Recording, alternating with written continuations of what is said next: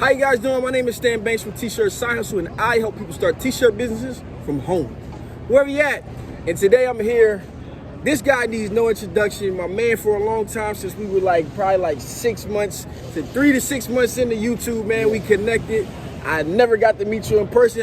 I tell a lot of my friends, like some of the best friends I have are people I never met. Well, that's right. I finally met him. I'm here in Long Beach, California, in his hood, his territory. That's right. My man Brandoh. So yeah, what's happening? What's happening? What up, bro? So tell me what's up, man. Tell everybody about your channel and what you offer. I do the same thing Stan does. I try to help anybody better their situation from the comfort of their own home, making t-shirts. I don't know everything, but I do know how to sling t-shirts. So if you want that information, check me out, Big Brandoh on YouTube. If not, follow my man right here, because he's saying everything that I'm saying, package it up different, you know what I mean? Nah, man, you already follow me, so make sure you go follow me. The thing I like about your name, you know, everybody like, yo, your name is so dope, Banks, you know what I'm saying? Yeah. Your name is Brandoh, and I tell people, when the people ask me, like, yo, that's the brand guy. Like, I help people start brands, but I think you really take it to the next level. And one of the things that I really think is unique, I don't do a lot of, I don't get into a lot of it, because I actually was at a screen print shop, working in a screen print shop, and stuff like that, is you are kind of like big on transfers. And why is that? I like to control my own inventory. So I started screen printing. I've been screen printing since like 96, 97. That's where I started. So a lot of people start with heat presses and then go to screen printing. I started screen printing, and then I just found it's a lot easier, cost effective to do stuff strictly by transfers from the comfort of your own home. A lot of people look down on heat transfers, look down on heat pressing. Technology's changed like crazy since then. You know what I mean? I know exactly what they're referring to as like the vinyl t-shirts that felt like plastic. Yeah. This isn't the regular stock transfer type stuff. I'm doing plastisol transfers, and the reason why I use them is the ganging up feature, right? So you get a 12 by 14 sheet, and you could gang up 4 to 5 different designs on there, but you only pay that one print fee. You know what I mean? So coming from a screen printing background, I know what the setup fee is. I know what the per piece print is. And it just makes more sense for me to control my own inventory by doing stuff like that from home, instead of setting up screens, printing one shirt, because the setup and cleanup is the same. You know, whether you do one shirt or 1,000 shirts, you got to set the machine up exactly the same, reclaim the ink after, and then clean everything up after that. So for me, it makes more sense to do something from home using plastisol transfers. And it's funny you said that. First off, sorry about the noise. We're at the show in Long Beach, the Impression Show, and everybody's breaking down. Lady just asked if we had trash, but I think the craziest thing is, like, I was that person that said, I don't like vinyl, I don't like heat pressing and stuff like that. And my reasoning was exactly what you said when I started. So when I started screen printing, I got with the guy who like really gave me the game and taught me. And then I came out with this little niche market brand, and I put it out, and I was like, you know, people wanted 1s and 2s from schools that I didn't offer. And I'm like, shit, I don't want to turn away. So I started off telling them, say, listen, I'll make it if you can get 12 of your friends at your school to pre-order it. So they kind of became brand ambassadors, and if they couldn't make it, then I didn't have a customer, right? So then I'm like, let me run up here. I grabbed the Cameo, I grabbed some extra rolls of vinyl and everything, and I was just like, I printed my first couple. I started making now the margins from a $10 to $15 shirt was $25 or something like that. So I'm like, damn, why the hell didn't I start this before? Nobody told me this. And the technology has really changed. So like I said, Brandoh, the brand man, tell, you know, what advice do you have for somebody trying to start a brand? If you're trying to start, put all your ideas out now. Don't sit on the ideas, because the next man's probably thinking the same exact idea and he's going to put it out before you. So a lot of people always hit me up and say, what's the best advice you could give me? What should I start doing now? And it's always, any idea you got, put it out now. Not just put it out on Instagram. Invest in yourself, risk it, and then put it out. And the market's going to tell you. Me and Stan was talking about this earlier, that the market's not going to lie to you. Whether you have a good idea or not a good idea, the market's going to tell you, hey man, this is profitable, this isn't. You know what I mean? So you need to double down on what's profitable now and actually start building towards it. Once you get that momentum, you have to keep that momentum going. Have you had any designs that you thought was the biggest thing ever, and then it'd be like, do nothing, and then the ones that you like, you know what I'm saying? That I've had some killer ones, man.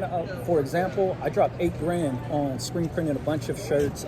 I mean, we did a full, I think it was 4 different designs, and then 2 different colorways, all the offerings, right? Small to 3X, $8,000. I probably recouped maybe $600 of that. Because I went all in thinking, oh, everybody needs this, you know what I mean? And that's when I talk about controlling my own inventory, was getting everything pre-pressed, pre-printed, and then stocking that stuff at the house. It was taking up space, and I was forced to sell that stuff. When I started doing plastic salt transfers, now I could just buy the transfers, risk the money in the transfer, and then just sit on them. If they're not selling, I'm not burning t-shirts, you know what I mean? Because I'm pressing shirts as they come in. So going off of that $8,000 loss was a big lesson learned for me, that not every idea is going to be a good idea. The way I try to do it now is use all my friends as focus groups. So if I have an idea, I'll shoot it to my friends who I value their opinion, and then they'll tell me, all right, this is good, change this, this will work for this audience, but not who you think it's going to work for. That gives me a better idea on what I should do. From there, I cut that one design out with vinyl. I'll make one t-shirt for myself, wear it around, and then I'll see what the reaction is from that. Now, after that reaction, if somebody says, hey, that's a cool design, or people ask, hey, that's a funny shirt, that's cool, where'd you get it from? Now I know I actually have something. Now I'll put that on the transfer sheet, get that printed, and then start banging them out. If nobody says shit about that heat transfer vinyl shirt, toss it. You know what I mean? And that's the way I operate now is exactly that way. That's pretty dope, man. I think that, you know, a lot of people underestimate vinyl and prototyping. You know what I'm saying? Everybody wants to go all in when you don't even have to today. You have so much technology at your fingertips. And I'm really looking at like plastic transfers and stuff like that. And we're going to get swamped at the questions of who do you use. So give us just one company that you use for your plastic transfers. One of the companies, I'll say two of them. ToppTransfer is somebody I use for like a lot of single color stuff. And then on top of that, for like multicolor and some of the other stuff, I use FM. A lot of people hit me up and they have mixed reviews about FM. I have my differences that I have with FM, but at the same time, I use them for certain reasons, you know what I mean? I've used thousands of different transfers, man. I've used a gang of them, and a lot of them they don't do it for me, you know what I mean? When it comes to hand feel, when it comes to turnaround time, when it comes to pricing, gang sheets, all that stuff, I like to get as much bang for my buck as possible, you know what I mean? ToppTransfers is definitely my guy, and you know, I'm gonna put the links down in the description where you guys can find all of that stuff. And you know, this weekend was real interesting, man. I've been working nonstop since I got here. I literally got off the plane, onto a public bus, walking down streets and going to meet companies and stuff like that. Now, we were at a mixer last night, and I already got flooded with this stuff because I posted. I purposely didn't put the videos out, but I flooded some stuff, and I'm dubbing this transfer as the best full color transfers. I'm stamping it right here with you, and I didn't say a word to you like, yo, this transfer is the best one or nothing, did I? Right? So, tell them, you know, what do you think about Supacolor and their transfers and what they got coming out? Supacolor is, to me, just the sample that I did, right? So they were doing live pressing there. I got the sample, we're stretching it, we're doing everything, putting it through its paces that whole night. The print is crispy clean, right? So whether they're doing it screen printed or through a machine, whatever they're doing, it's a crispy clean print. The gradient on it is something that can't be matched to a lot of other stuff. So those are two pluses for myself. The hand feel was good too. One of my main things that I want to do is I want to get a sample pack. I want to test the stuff out with my own settings, with my own stuff, just to make sure that it'll work out for myself. With any transfer company, I like to get samples first before I go out and just order 1,000, because I like ordering multiples, you know what I mean? I'll do 200, 250 in an order because I could get that price down. But for myself, just seeing that firsthand, crazy. And I wasn't going. If we weren't at that mixer together, I wanted to get the live reaction because I already knew in my mind what I was thinking. But even having that on the Instagram posts and stuff like that, we still got to do testing the same as anybody else. We say go use this company. You may have a bad experience. You know what I'm saying? Because at the end of the day, we don't work for these companies. We use them for whatever reason. And sometimes it is true that they know who we are. But most of the time, we start out using them. They don't have an idea who we are or anything like that until we start sending them guys and you guys start saying something to us. But I just wanted to kind of plug that in there, man, because I'm out here. But I definitely am feeling it. So really, now, what do you have coming, man? It's 2020. Everybody's calling it 2020 Vision Focus. It's the year of ultimate focus. You know what I mean? So what's coming from Big Brandoh For myself, it's working on all these brands. I got 5 different brands going right now. A lot of people know of the Churro Squad. The Churro Squad is something I created for my Patreon to show people how I start brands, how I do research development, all the way through how I market, make the sales. I'm doing screenshots of my Shopify to show people how much money I'm making when I market and when I don't. So I'm showing everybody on Patreon for that. Churro Squad's going. I'm acting as a fulfillment company for 2 other brands right now. I'm doing all the printing for them. Acting like kind of like Printful and stuff like that, using plastic salt transfers.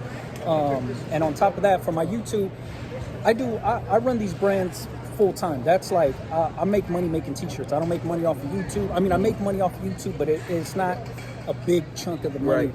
Whether YouTube's here or not, I'm still going to be making t-shirts. Right. You know what I mean? So for myself, it's trying to get out and help more people than I possibly can. You know what I mean? Right now, I'm limited to who I can help out, but I want to expand that to a lot more people. So people hit me up all the time and say, hey man, my brand's been, running for like the last year, my sales dropped. And I want to be able to help them get to that next level, to help them, whether it's make a few extra $1,000 or get ready to sell the brand to somebody else. Because I'm big on starting brands and then selling them off when the attention's there. Yeah, I remember seeing you sell one brand. I thought it was pretty dope. That's stuff that I didn't even think of. And that's one thing. I started the Leftover brand for YouTube and just to show that. I like that whole starting scratch, right? I wanted to show everybody what I do, and then all the way up until selling the brand. So a lot of people come to me and say, hey, I want to do that to sell my brand. That's the wrong idea. Tell them about that concept for that brand, because I thought it was super unique. So Leftovers, I started for YouTube. Leftovers was just all of my old leftover designs. I draw every single day. I design every single day, and I just bank them away on the hard drive. So I was just pulling designs that I had left on the hard drive and putting them out for YouTube. And then I played on just takeout boxes, doggy bags. In the Biggie, Biggie design that's what they really wanted to get from you. Yeah, so when I ended up selling was they wanted the Biggie design, which was Biggie's iconic picture, that Coogee sweater. Yeah, he had the Coogee sweater with the sunglasses on. I outlined him, not his actual face, but just the sweater, because people know that. And then the Ricky's Killer one, which was from Menace to Society. When the dude that shot Ricky, I put him on the t-shirt. It's crazy. When I got here, I saw the alleyway, and I was like, yo, the alleyway, look, I'm not even, it definitely couldn't have been the alleyway they shot that in, but I'm like, yo, the alleyways look the same, and that's all totally off topic. But 2 last things I wanted to touch on. You said you do fulfillment like Printful for brands, and I want people to know that they can do that type of stuff. And this was something I actually wrote up, but I haven't really packaged and put out yet. Was like, I came up with like a brand plan and how, like, what do you do, or how do you pitch that to somebody? Like, listen, you go focus on this and let me do my part, and I can keep your inventory low. You don't have to put a lot of money up, just X, Y, Z. How do you pitch that to people? So for me, it's when you approach somebody doing this, I'm doing it right now with 2 local brands that's close to me. The reason I started doing it was the guys had the money to back the brand up. They had the hustle. They didn't know how to make t-shirts. They didn't know nothing about online sales. I press shirts every single night. So I said, if I could just take on some of their work and ship it out for them the next day, and I take a big cut of the money, by all means, it's easy. So when you look at companies like Printful and all these fulfillment companies, they charge $12 for a t-shirt that could be created for $2. So imagine that same concept, but going into your own pocket, right? Because you have all the equipment at home to do the same exact thing. You have heat press, you can buy plastic salt transfers, you know what the designs that they want to offer. All you're doing is stocking the blank t-shirts. So for myself, when I pitched it to them, was let me print and ship everything for you while you guys handle the marketing, you guys handle all of the brand awareness. You do the real work. You get the brand out there, and I'll sit back here. I need no fame, no nothing. Just all I care about is them dollars coming in my pocket. That's all. And I was that way for a long time. I think before I created T-Shirt Salsa, I wanted to be a number 2. Like I don't need the fame, and even being here, being here has been overwhelmed. I told you I almost forgot the meet and greet that I was supposed to go to, and I'm grateful for what it is, but I can really see how somebody like a star could go insane with the being noticed and recognized and stuff like that.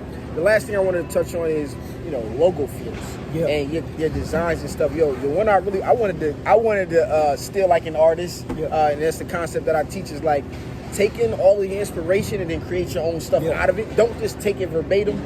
But you did that upside down. Was it the Los Angeles thing upside down? And I was you was turn the city upside down. shit, I think I want to turn Wilmington or turn That's right. Delaware upside down. I wanted to do the same thing. I never got around to it. You know, one day I may wake up in the morning feeling inspired, but you know, how do you come up with designs and you know what you think makes a good logo flipper? You know, what I mean, stuff for me, like that. when it comes to designing, I design with the end user in mind. Right? So who am I designing for? I have a specific customer in my head on who I think will wear this hat or this T-shirt or whatever it is. So whenever I sit down at night and I design, I give myself 2 hours every day to do something creative, right? Every single day. Whether it's an hour in the morning, an hour at night, 2 hours at night. If I do more than that, cool. But every day I'm designing. But I design with the end user. So when I came up with that design, it was mainly about knowing the marketing behind it and who I was going to impact, right? So the plan was to do Los Angeles hats, but do it in a Dodger colorway, do it in a Kings colorway, Lakers colorway, without putting their logos on it, right? But their colorways on it, right? So if I was going to do it for New York, I could do Yankees, I could do the Jets, you know what I mean? I could do the Mets, and use those same colorways to sell a New York themed hat, you know what I mean? And that was the idea behind the whole thing, was being able to play on the nostalgia or just the relatability of somebody's location and the team that they're familiar with. You know what I mean? Like I buy purple and yellow stuff because of the Lakers all day long. And whether it says Los Angeles or something else, I'm going to wear it to the Lakers game. So I'm thinking that's what people are going to be doing too. You know what I mean? That's that niches bring riches. You think of it in a different way. Like colorways also has to do with like a niche because you care about the colorway because it represents where you're from. You know, we in LA. Not to talk about gangs, but the blue and the red, and like the color, the colors really matter to people and stuff like that. And I didn't even think about that concept, but it may be something that I talk about. You know, coming up more in the future. So, let's close it out with one last question. And I'm trying to remember because I had thought about it briefly. When it comes to marketing, what do you suggest people do when starting out marketing? Use Instagram, man. They got to use Instagram. They got to use social media. They can use any social media. It don't matter which one it is, but they got to use the social media that they're comfortable with and where their audience is. You know what I mean? Obviously, Instagram's popular right now. Twitter has its own popularity, but you have to be wherever your audience is at. You know what I mean? And I'm a heavy believer in that because I'm not on Facebook. I'm only on Facebook for my Facebook group, but I don't post on there. I'm not active on there because I'm not comfortable with using it. You know what I mean? So I know my limitations. So I use Instagram heavy just to promote anything that I got going on. And then that way I could actually reach out and touch the customers firsthand. You know what I mean? Staying in lane, man. Staying in lane. So any last things you want to let the t-shirt sizers out there know about you, about what you got going on, or just any advice you just want to give, man? Listen to everything Stan says, man. I'm a true believer in helping people, and Stan's doing exactly that. You know what I mean? This weekend was cool because we got to meet up with a lot of different people that make YouTube videos, but everybody has the same plan in mind. You know what I mean? And it's just basically helping anybody benefit off of our mistakes, so you save money and you can pad your pockets with more money. You know what I mean? I'm a firm believer in that shit because I've made a ton of mistakes and I've spent a shitload of money. You know what I mean? 600, that's like just wasting money. I'll be sick to my stomach, bro. And you could take that and be like, oh shit, you know what? That's his own thing. But for myself, if I heard somebody waste $6,000 on something, I'd be like, oh shit, let me do what he didn't. You know what I mean? Yeah, exactly. So that's why I do this shit, and I make a lot of. I started this series called Bullshitting with Brandoh, where it's just a lot of my experiences in this industry, just so people can learn from that kind of shit, because we all have those falls, man. And I've had times where I'm like, man, fuck t-shirts, I ain't gonna do this shit no more. But I come back to just doing the shit where I could just design all night long, you know what I mean? So I want to put this shit out. And one thing I know about Bullshitting with Brandoh is because I listen to it myself, and you know, I watch it. Everybody who started, you hear them start, you know, we all started with the same struggles, bro. I'm on the East Coast, you're on the West Coast. I'm listening to you tell your story about how you started. I'm like, damn, that was me. You know what I'm saying? Like, nobody wanted to help me. I'm in the house, and I bought this machine. I'm standing on screens. I'm printing. You know, it might vary a little bit and all of that stuff, but at the same time, it literally is the same struggle. You can hear your story and so many other people. So let the people, I know you said at the beginning of the video, but they made it this far. Let the people know where they can find you. Hit me on Big Brandoh TV on Instagram. I just started that page recently. A lot of people are following me on my personal one. I don't do nothing t-shirt related on there. Like I said, I'm not in this for the fame or to try to be some famous YouTuber. I just want to help people. So if you got questions or anything about marketing, business, heat pressing, whatever it is, hit me on Big Brandoh TV. And then if not, find me on YouTube, Big Brandoh. All right, guys, I'm going to put all those links down below in the description. This is where your boy Stan Banks here with Big Brandoh, the brand man. Peace. Yeah.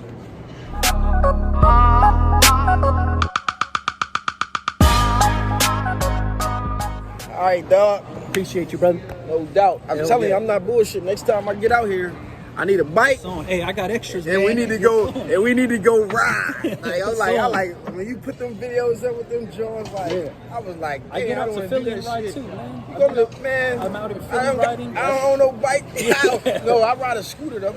Shit. Nah, I need a bike. I need a bike. works too. I know it though. I need a bike. I need to be I've been out authentic to a with couple it. ride outs in Philly. We did one in Harlem 2 years ago, and then trying to make it to the Brooklyn one that's going to be coming up too.